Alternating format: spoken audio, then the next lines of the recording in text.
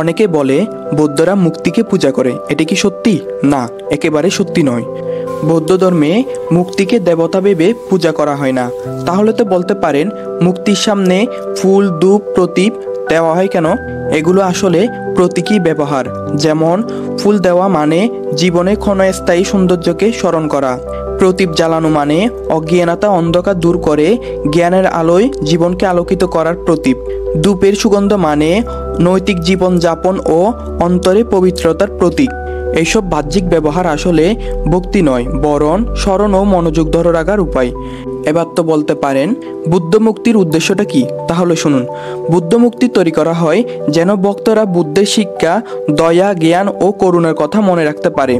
মুক্তি হচ্ছে স্মরণ করার মাধ্যম, কিন্তু পূজার আসল উদ্দেশ্য হলো নিজের ভেতরে দয়া, করুণা, জ্ঞান ও মানবিক গুণাবলী বৃদ্ধি করা। অর্থাৎ বুদ্ধরা বাহ্যিক শক্তি লাভের জন্য পূজা করেন না, বরং নিজেদের অন্তর্গত শক্তি জাগ্রত করার জন্য এভাবে ভক্তি প্রকাশ করে।